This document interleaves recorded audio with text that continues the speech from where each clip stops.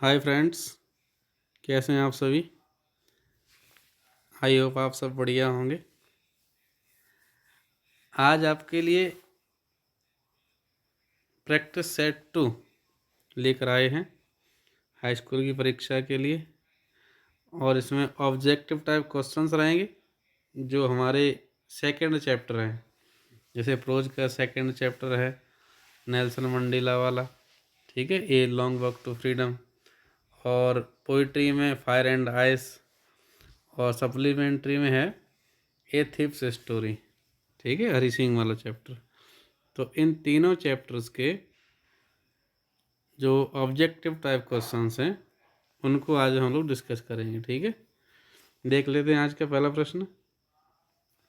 पहला क्वेश्चन है हमारा, when was the inauguration day, यानी जिस दिन शपथ समारोह हुआ, ठीक है, वह डेट कौन सी थी, दिन क्या था।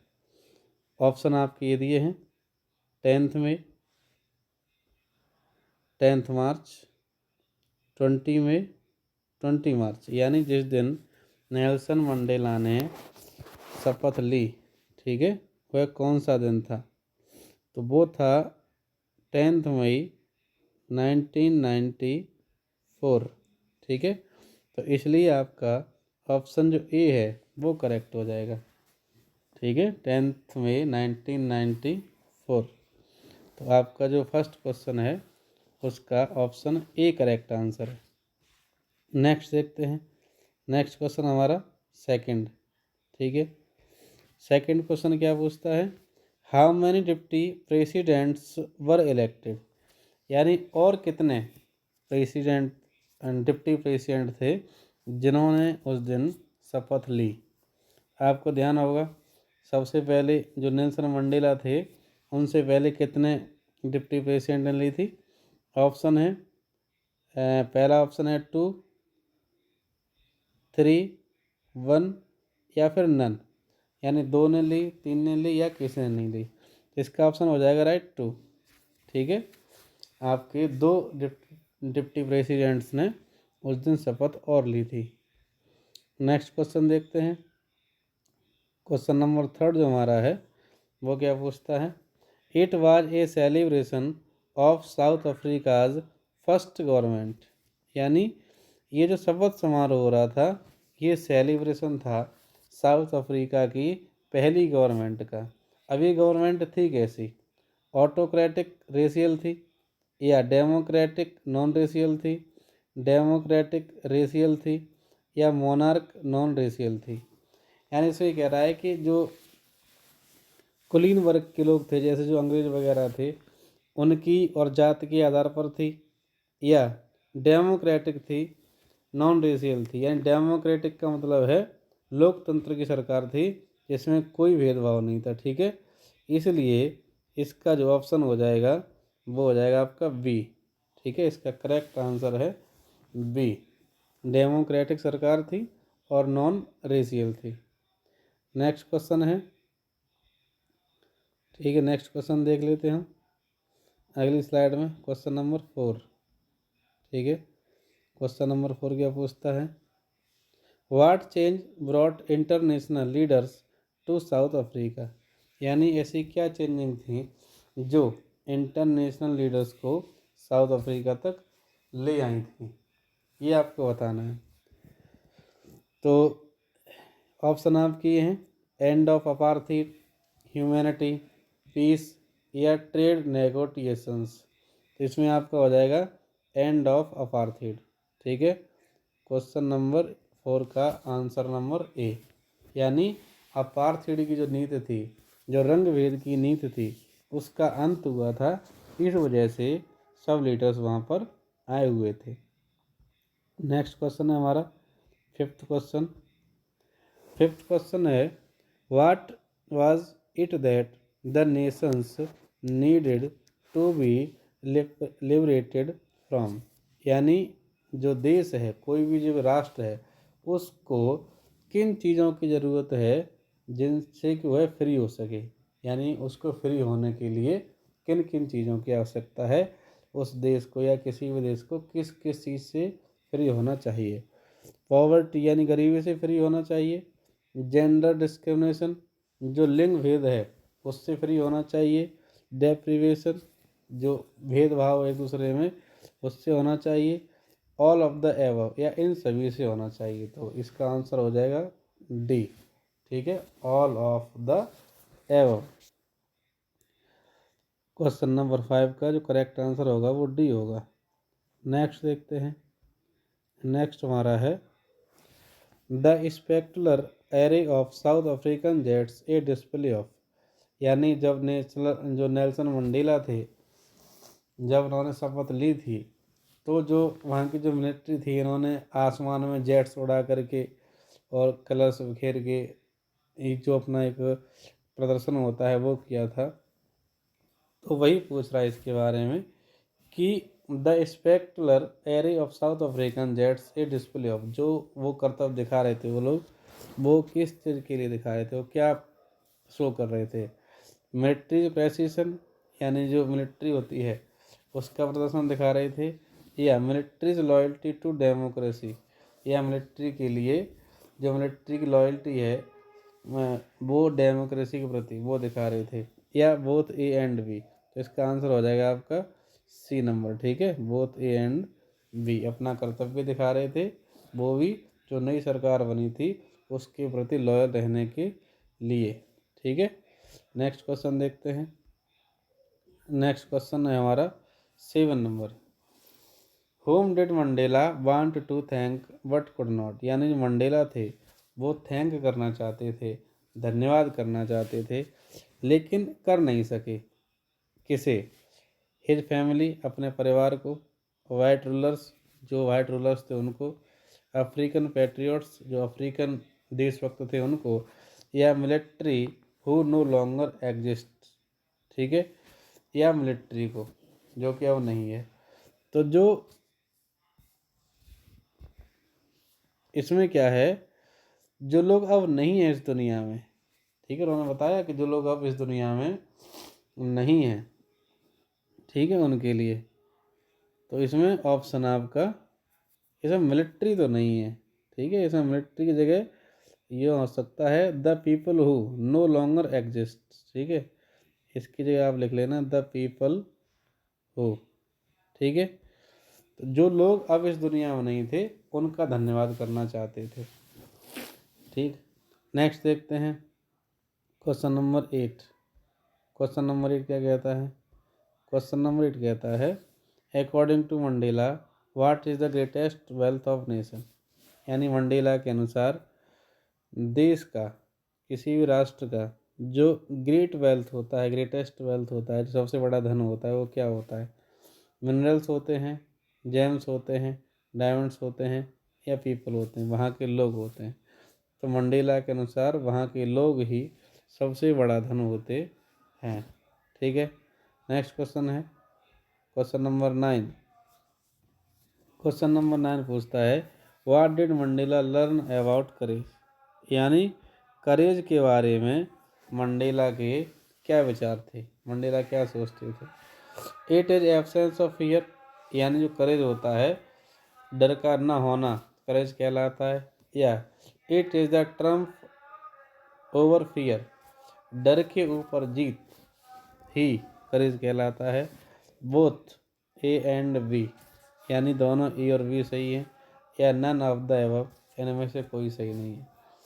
तो मंडेला के अनुसार जो करेक्ट ऑप्शन है वो है बी। ठीक है, B, it is a triumph over fear, यानी डर को जीत लेना ही करेज कहलाता है। ठीक है, नेक्स्ट देखते हैं। नेक्स्ट क्वेश्चन हमारा, नेक्स्ट क्वेश्चन है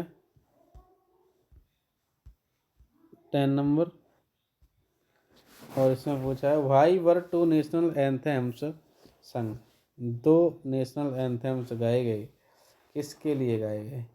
to employ unity, to mark the end of racial discrimination, to mark the end of gender, both A and B. ठीक है, तो इसमें आपका करेक्शन जो करेक्ट ऑप्शन हो जाएगा वो डी हो जाएगा, बोथ ए एंड बी। ठीक है, ये आंसर सही है, यानी एक तो यूनिटी को दिखाने के लिए, और जो वहाँ रेशियल गवर्नमेंट थी, जो रेशियल डिस्क्रिमिनेशन था, उसका जो एंड हुआ था, यानी जातिगत जो जातिवाद था उसका जो एंड हुआ था, तो जातिगत मतभेद भी ना रहे और यूनिटी भी झलके। इसीलिए दोनों नेशनल एंथम्स जो वो गाए गए थे कि भाई इस सरकार में ऐसा नहीं है किसी को परेशान किया जाएगा, इस सरकार में सभी लोग बराबर होंगे। ठीक है, इस वजह से गाए गए थे दो नेशनल एंथम। अगला देखते हैं question, what comes more naturally to the heart according to Mandela. जो मंडेला हैं वो कहते हैं कि मनुष्य के जो हृदय होता है ना, उसमें प्रेम जो होता है, लव, वह नेचुरली आता है, जबकि जो हेट है, हेट करने के लिए व्यक्ति को एफर्ट करना पड़ता है। तो नेल्सन जो मंडेला थे उनका मानना था कि अगर लोगों को नफरत करना सिखाया जा सकता है तो उन्हें प्रेम करना भी सिखाया जा सकता है, और प्रेम जो है वो नेचुरली आता है, जबकि जो हेट है उसे करने के लिए आपको एफर्ट करना पड़ता है, ऐसा उनका मानना था। तो according to Mandela, what comes more naturally to the heart, यानी मंडेला के अनुसार हर्ट में ज़्यादा नेचुरली कौन आता है, घृणा आती है, या एकता आती है, या लव आता है, या जातिगत जो वैमनस्यता होती है वो आती है। तो इसमें आपका जो करेक्ट ऑप्शन है वो सी हो जाएगा। ठीक है, करेक्ट ऑप्शन सी हो जाएगा। लव जो है वो है ज़्यादा नेचुरल तरीके से आता है। नेक्स्ट देखते हैं, नेक्स्ट क्वेश्चन जो हमारा है 12th नंबर का। ठीक है, 12th नंबर जो क्वेश्चन है वो क्या पूछता है, विच पार्टी डिड मंडेला ज्वाइन, यानी मंडेला ने कौन सी पार्टी ज्वाइन की। मंडेला किस पार्टी के लीडर थे, इंडियन नेशनल कांग्रेस के लीडर थे, उसको ज्वाइन किया, अफ्रीकन नेशनल कांग्रेस को ज्वाइन किया, नेशनल अफ्रीकन पार्टी को ज्वाइन किया, he did not join any party, या किसी पार्टी को ज्वाइन ही नहीं किया, तो ऐसा नहीं था। ठीक है, जो नेल्सन मंडेला थे उन्होंने ज्वाइन की थी एक पार्टी जिसका नाम था अफ्रीकन नेशनल कांग्रेस। ठीक है, इसीलिए आपका जो बी आंसर है वो करेक्ट ऑप्शन है। ठीक है, जो बी नंबर का आंसर है वो करेक्ट है, अफ्रीकन नेशनल कांग्रेस, इसी को ज्वाइन किया था उन्होंने। नेक्स्ट क्वेश्चन देखते हैं, नेक्स्ट क्वेश्चन हमारा है 13th नंबर का, और ये बहुत अच्छा क्वेश्चन है। ठीक है, क्वेश्चन सभी अच्छे हैं लेकिन ये और अच्छा क्वेश्चन है। Who according to Mandela is not free, Mandela ने कहा कि वह व्यक्ति फ्री नहीं है। यह किसके बारे में कहा, कौन फ्री नहीं है, कौन स्वतंत्र नहीं है। ऑपरेसर, यानी जो दूसरों को गुलाम बनाता है, वह स्वतंत्र नहीं है, या ऑपरेस्ड, जो गुलाम बनता है वह स्वतंत्र नहीं है, या ए और बी दोनों दोनों ही स्वतंत्र नहीं है, या इनमें से कोई नहीं। तो नेल्सन मंडेला के अनुसार उन्होंने ये कहा कि गुलाम बनाने वाला और गुलाम बनने वाला दोनों ही फ्री नहीं है, इसलिए आपका करेक्ट ऑप्शन हो जाएगा सी। ठीक है, इस क्वेश्चन का करेक्ट ऑप्शन सी हो जाएगा। नेक्स्ट क्वेश्चन देखते हैं, नेक्स्ट क्वेश्चन है हमारा 14th नंबर। ठीक है, ये क्या कहता है, a man who takes away another man's freedom is. ठीक है, यानी एक व्यक्ति जो दूसरे व्यक्ति की आज़ादी छीन लेता है, आज़ादी ले लेता है, ठीक है, वह व्यक्ति क्या है, कौन है वह व्यक्ति।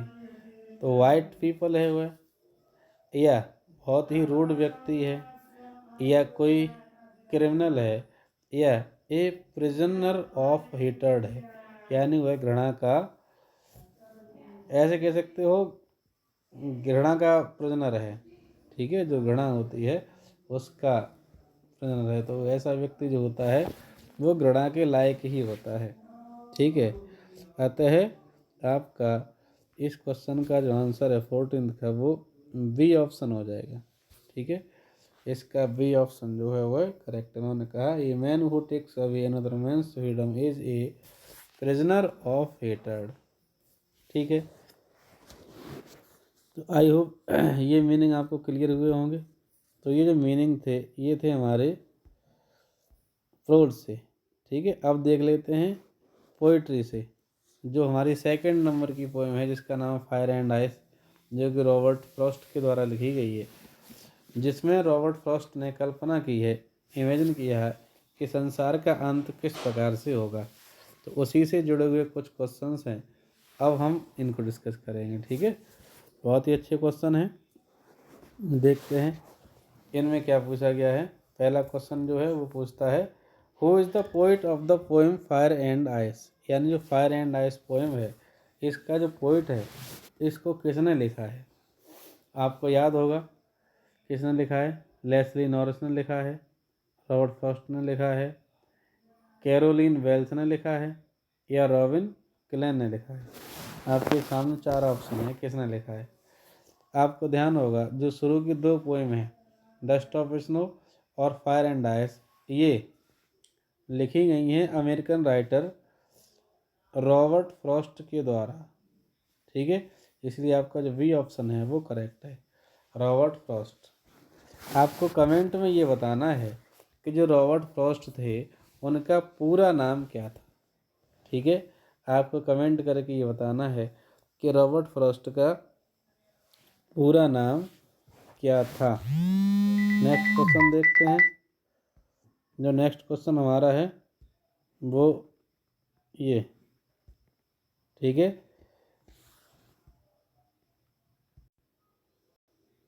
नेक्स्ट क्वेश्चन हमारा second, what does the poet compare with.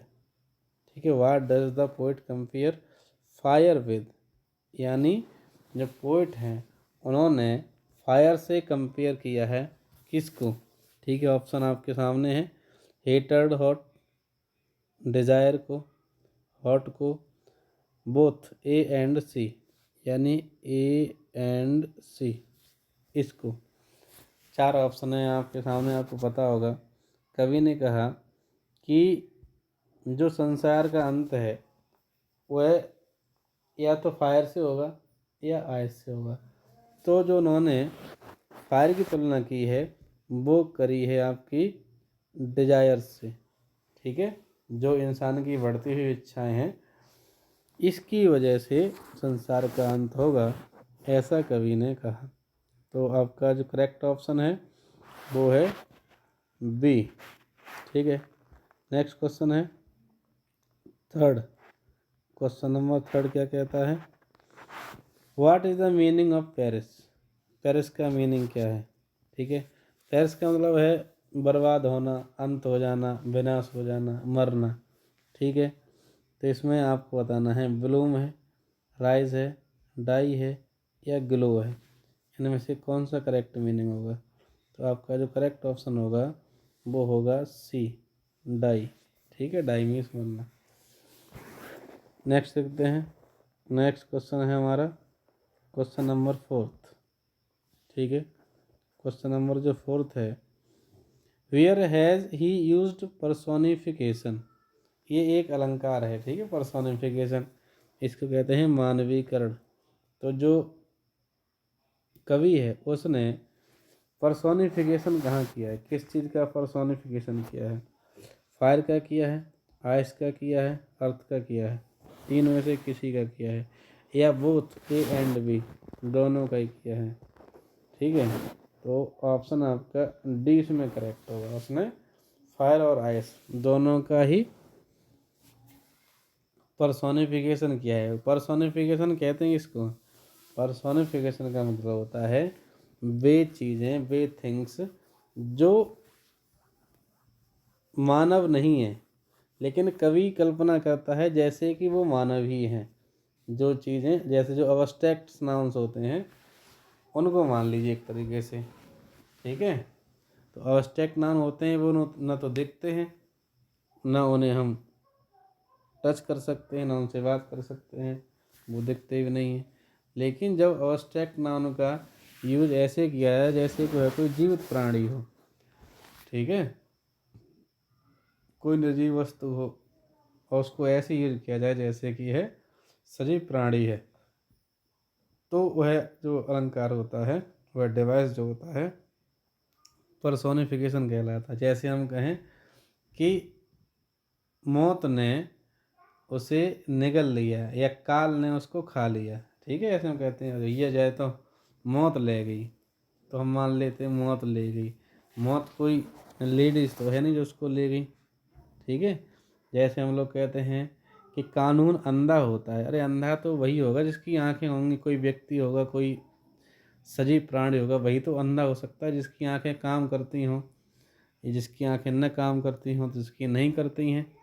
अब कानून की कहाँ आंखें होती हैं? तो जब किसी अब्स्ट्रैक्ट आइडियाज़ को या किसी थॉट को ऐसे पेश किया जाए जैसे कि कोई सजीव प्राणी हो, तो यह डिवाइस पर्सोनिफिकेशन कहलाती है। चलिए नेक्स्ट क्वेश्चन देखते हैं, क्वेश्चन नंबर 5, ठीक है। क्वेश्चन नंबर जो 5 है ये क्या कहता है? क्वेश्चन नंबर 5 कहता है name the poetic device use in the line, यानी एक लाइन दी गई है, इसमें कौन सी पोएटिक डिवाइस का यूज किया गया है वो बतानी है। To say that for destruction ice is also great, यानी जो कवि है वह कहता है कि यानी जो डिस्ट्रक्शन है, जो विनाश होने वाला है, उसके लिए जो आइस है, आइस भी ग्रेट है, आइस भी कम नहीं है, घृणा है जो कम नहीं है, यह बात कवि कहता है। तो ये किस प्रकार की बात उसने कही है, कौन सा डिवाइस है, यानी कौन सा अलंकार है इसमें? मेटाफर है, इमेजरी है, एलिट्रेशन है या ऑक्सीमोरन है, ठीक है। ये सभी अलंकारों के नाम दिए हैं। ऑक्सीमोरन का मतलब होता है विरोधाभास, जहाँ विरोध हो दोनों चीज़ों में, ठीक है। एलिट्रेशन का मतलब होता है जहाँ एक ही साउंड या एक ही वर्ड की बार बार रिपीटेशन हो। और इमेजरी का मतलब होता है कल्पना करना। तो जो कवि है, कवि ने ऐसी कल्पना की है, इसलिए आपका आंसर जो बी है, बी करेक्ट ऑप्शन है, इमेजरी, ठीक है, इमेजरी।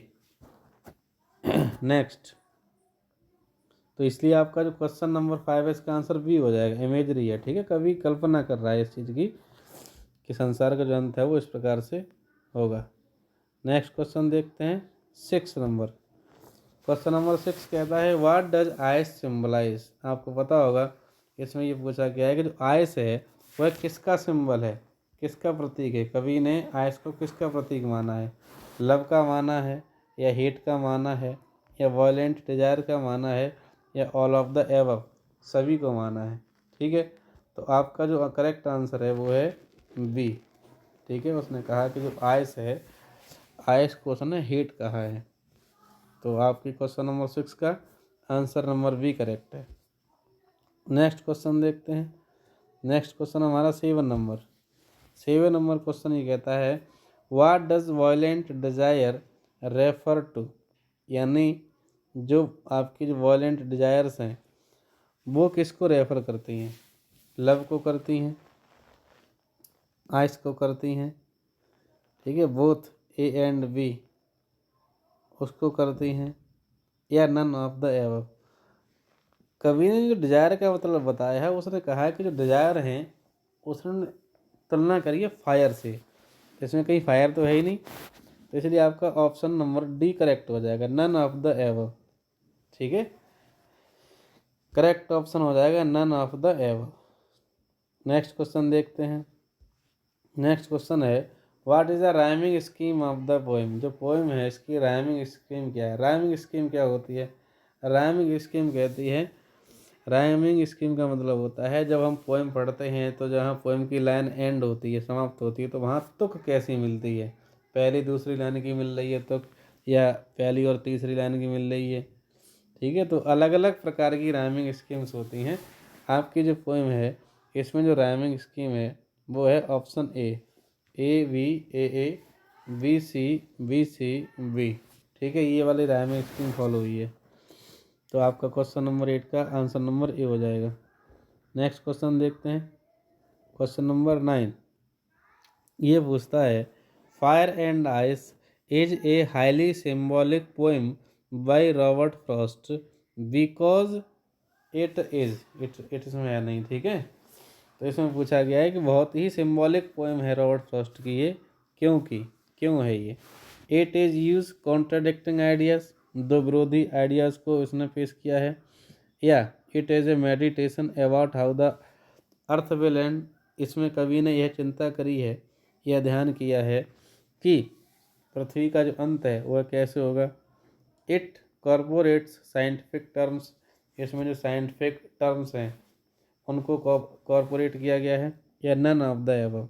आपका जो करेक्ट ऑप्शन है वो बी, ठीक है, बी आपका करेक्ट ऑप्शन है।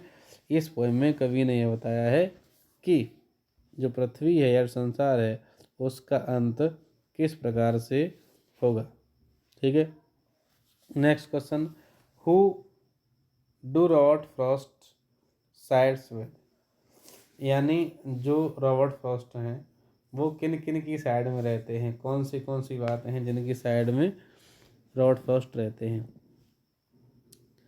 Those who believe this world will end in fire, those who believe this world will end in ice, those who believes this world will end in both, none of the above. यानी अगर आपने poem पढ़ी है तो आपको पता होगा कवि ने ये कहा कि संसार का अंत दो चीज़ों से होगा, ठीक है, या तो फायर से होगा या डिजायर से होगा, लेकिन मैं उनके साथ खड़ा हूँ जो ये कहते हैं कि संसार का अंत फायर से होगा। इसलिए आपका जो करेक्ट ऑप्शन है वो है ए, ठीक है, those who believe this world will end in fire. तो इसलिए आपका जो करेक्ट ऑप्शन है वो ए करेक्ट ऑप्शन है, ठीक है। नेक्स्ट देखते हैं, नेक्स्ट जो हमारे क्वेश्चन हैं वो हैं सप्लीमेंट्री से, ठीक है। नेक्स्ट क्वेश्चन सप्लीमेंट्री से हैं और चैप्टर का नाम है ए थीप्स स्टोरी, जिसमें हरी सिंह और अनिल के बारे में बताया गया है। जो हरी सिंह है जो कि चोर है उसकी कहानी है ये, ठीक है। अब इसमें क्या पूछा गया, पहला question, who was the writer in this story, यानी ये जो कहानी है इसमें, इस कहानी में पूछा गया, कहानी का नहीं पूछा गया, कहानी में। ये बड़ा कन्फ्यूजेबल क्वेश्चन है, बच्चे अक्सर इसमें कन्फ्यूज हो सकते हैं। Who was the writer in the story, यानी इस कहानी में राइटर कौन है। अजीत सिंह राइटर है, हरी सिंह राइटर है, या अनिल राइटर है, या कपिल शर्मा, तो इसमें है ही नहीं। इसमें ऑप्शन जो आपका सी करेक्ट ऑप्शन है। जो अनिल है इसमें दो ही करेक्टर हैं, एक हरी सिंह और अनिल। हरी सिंह चोर है और अनिल जो है वो राइटर है। नेक्स्ट क्वेश्चन पूछता है सेकंड नंबर, इसमें कह रहा है who is the narrator of the story, यानी इस कहानी को नरेट किसने किया, इस कहानी को जो कहने वाला व्यक्ति है वह बता कौन रहा है। तो इस कहानी को लिखने वाला तो रस्किन बॉन्ड है, ठीक है। इस कहानी का जो ऑथर है वो तो रस्किन बॉन्ड है, लेकिन इसको नरेट कर रहा है हरी सिंह, ठीक है। ये हरी सिंह के बचपन की कहानी है, कोई हरी सिंह बताता है अपने बचपन की कहानी को। तो करेक्ट ऑप्शन आपका हो जाएगा सी। नेक्स्ट देखते हैं थर्ड क्वेश्चन, ये बढ़िया क्वेश्चन है। What was the name of the shop in which Anil lived in A room, यानी आपको बताना है उस दुकान का नाम जिस दुकान के ऊपर अनिल अपने रूम में रहता था। रोमन स्वीट शॉप ये नहीं थी, ब्रजवासी स्वीट शॉप ये भी नहीं थी, कृष्णा स्वीट शॉप ये भी नहीं थी, जमुना स्वीट शॉप, ठीक है। करेक्ट ऑप्शन आपका सी है, जमुना स्वीट शॉप के ऊपर उसका रूम था, ठीक है। नेक्स्ट क्वेश्चन है what did Hari Singh want from Anil, जो हरी सिंह था वह अनिल से क्या चाहता था। काम चाहता था, मनी चाहता था, खाने के लिए चीज़ें चाहता था, या घर चाहता था। तो जो हरी सिंह उसके पास पहुंचा तो उसने पूछा कि तुमको क्या चाहिए, तो उसने एक बात कही, काम, मुझे काम चाहिए। इसलिए आपका ऑप्शन ए करेक्ट हो जाएगा। नेक्स्ट क्वेश्चन देख लेते हैं, क्वेश्चन नंबर 5। क्वेश्चन नंबर 5 कहता है in which profession the boy was trained, यानी जो बॉय था, लड़का यानी हरी सिंह जो था, वह किस प्रोफेशन में ट्रेंड था? आपको पता है वह एक अच्छा खासा चोर था, इसलिए आपका करेक्ट ऑप्शन हो जाएगा बी, यानी वह चोरी के प्रोफेशन में माहिर था, इसी में उसको ट्रेनिंग मिली हुई थी। तो इसके आपने 5 क्वेश्चंस डिस्कस किए। नेक्स्ट क्वेश्चन नंबर 6 है, where Anil tucked the money, यानी अनिल ने जो पैसे रखे, एक शाम को उसने देखा हरी सिंह ने कि जो अनिल है वह आया शाम को एक नोटों की गड्डी के साथ में, उसके हाथ में एक नोटों की गड्डी है, और आ करके अनिल ने उस गड्डी को रख दिया किसी चीज़ के नीचे। तो किस चीज़ के नीचे रखा है वह आपको बताना है। अंडर द सोफ़ा, सोफ़ा के नीचे रखा, ठीक है, मैट के नीचे रखा, या मैट्रेस के नीचे रखा, या किसी के नीचे नहीं रखा, ठीक है। तो आपका उत्तर पता ही है, उसने जो पैसे रखे वो रखे अपने गद्दे के नीचे, ठीक है, मैट्रेस के नीचे रखे, ना कि चटाई के नीचे।